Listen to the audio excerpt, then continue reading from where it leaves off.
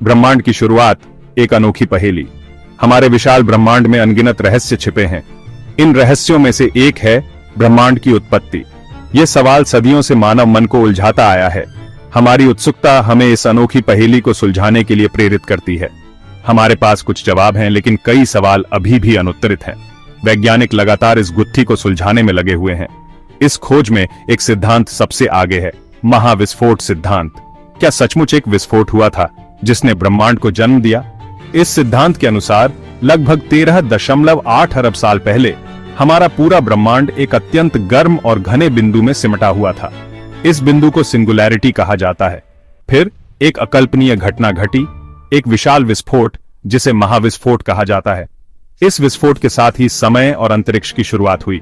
अगर वीडियो अच्छा लगा तो इसे लाइक करिए, चैनल को सब्सक्राइब करिए और साथ बने रहिए के ज्ञान ईडी के साथ। विशाल विस्फोट, क्या यही है ब्रह्मांड का जन्मदाता?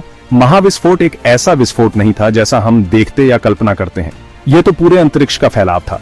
कल्पना कीजिए कि एक गुब्बारे पर छोटे छोटे बिंदु बने हैं और जैसे जैसे हम उस गुब्बारे को फुलाते हैं वैसे वैसे वो बिंदु एक दूसरे से दूर होते जाते हैं। ठीक उसी तरह महाविस्फोट के बाद से ही ब्रह्मांड का विस्तार हो रहा है। यह विस्तार आज भी जारी है।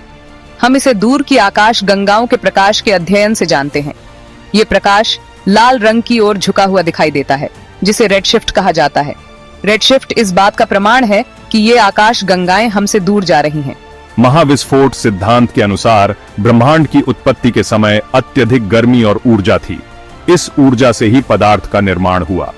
प्रोटॉन, न्यूट्रॉन और इलेक्ट्रॉन जैसे कण बने और फिर इन कणों ने मिलकर परमाणुओं का निर्माण किया।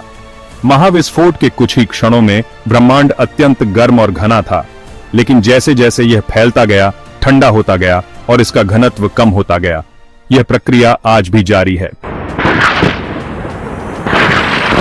महाविस्फोट के तुरंत बाद समय और ऊर्जा का खेल। महाविस्फोट के तुरंत बाद ब्रह्मांड एक अविश्वसनीय रूप से गर्म और घना प्लाज्मा अवस्था में था। इस अवस्था में कण अत्यधिक गति से एक दूसरे से टकरा रहे थे।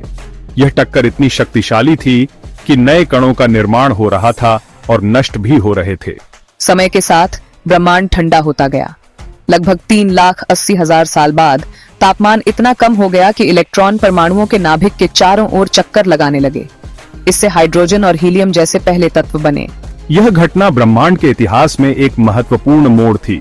इससे प्रकाश का मार्ग प्रशस्त हुआ। इससे पहले ब्रह्मांड अपारदर्शी था, क्योंकि प्रकाश कणों से टकराकर बिखर जाता था, लेकिन अब प्रकाश मुक्त रूप से यात्रा कर सकता था। यह प्राचीन प्रकाश आज भी हमारे चारों ओर मौजूद है। इसे कॉस्मिक माइक्रोवेव बैकग्राउंड रेडिएशन कहा जाता है। यह महाविस्फोट का एक महत्वपूर्ण प्रमाण है। ब्रह्मांडीय साक्ष्य महाविस्फोट के पक्ष में गवाही। महाविस्फोट सिद्धांत केवल एक कल्पना नहीं है। इसके समर्थन में कई वैज्ञानिक प्रमाण हैं। इनमें से 3 प्रमुख हैं: redshift, cosmic microwave background radiation और ब्रह्मांड में हल्के तत्वों की प्रचुरता। हमने पहले ही देखा है कि रेडशिफ्ट कैसे दूर की आकाश गंगाओं के दूर जाने का संकेत देता है। यह ब्रह्मांड के विस्तार का प्रमाण है। कॉस्मिक माइक्रोवेव बैकग्राउंड रेडिएशन महाविस्फोट की गर्मी का अवशेष है।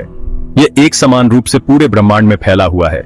तीसरा प्रमाण ब्रह्मांड में हल्के तत्वों, विशेष रूप से हाइड्रोजन और हीलियम की प्रचुरता से मिलता है।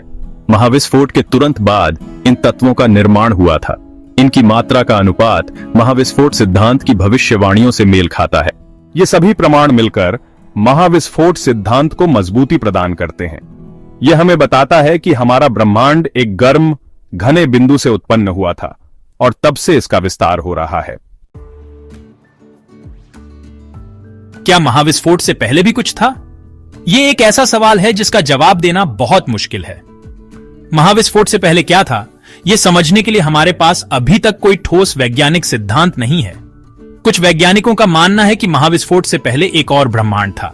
यह भी संभव है कि महाविस्फोट ही समय और अंतरिक्ष की शुरुआत थी और उसके पहले कुछ भी नहीं था।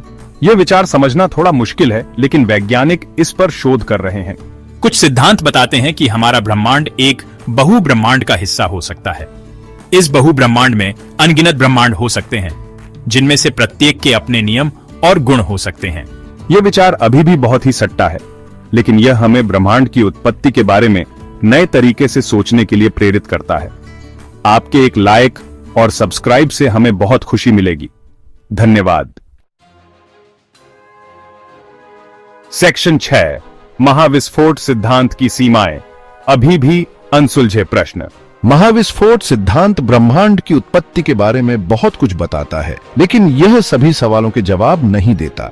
यह हमें यह नहीं बताता कि महाविस्फोट हुआ ही क्यों या उससे पहले क्या था। यह भी स्पष्ट नहीं है कि ब्रह्मांड का विस्तार क्यों तेज हो रहा है। क्या कोई अज्ञात ऊर्जा इसके पीछे काम कर रही है? इसे डार्क एनर्जी कहा जाता है, लेकिन इसकी प्रकृति अभी भी एक रहस्य है।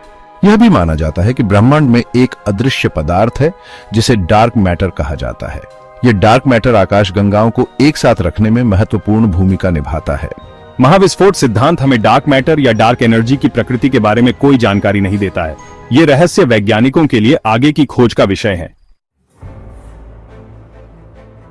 सेक्शन 7 ब्रह्मांडीय विकास, तारों और आकाशगंगाओं का निर्माण। महाविस्फोट के बाद ब्रह्मांड का विकास जारी रहा। गुरुत्वाकर्षण बल ने धीरे धीरे पदार्थ को एक साथ खींचना शुरू कर दिया।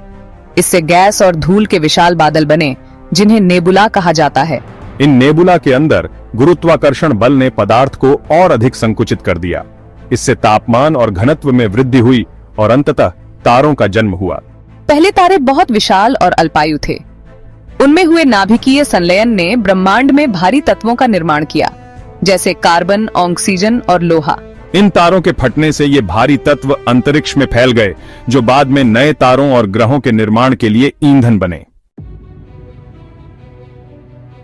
सेक्शन 8 ब्रह्मांड में हमारा स्थान, एक छोटी सी दुनिया, एक विशाल अस्तित्व। हमारा सूर्य और पृथ्वी लगभग 4.6 अरब साल पहले एक विशाल घूमते हुए गैस और धूल के बादल से बने थे। पृथ्वी पर जीवन की उत्पत्ति लगभग 3.8 अरब साल पहले हुई थी। आज हमारी पृथ्वी पर जीवन से भरपूर है, जबकि हमारा सूर्य अभी भी जल रहा है और हमें प्रकाश और गर्मी प्रदान कर रहा है। ये सब महाविस्फोट के कारण संभव हुआ। हम ब्रह्मांड में एक छोटे से ग्रह पर रहते हैं, जो एक विशाल और प्राचीन ब्रह्मांड का हिस्सा है। ब्रह्मांड के पैमाने पर हमारी पृथ्वी एक धूल के कण से भी छोटी है। फिर भी हम इस ब्रह्मांड को समझने की कोशिश कर रहे हैं।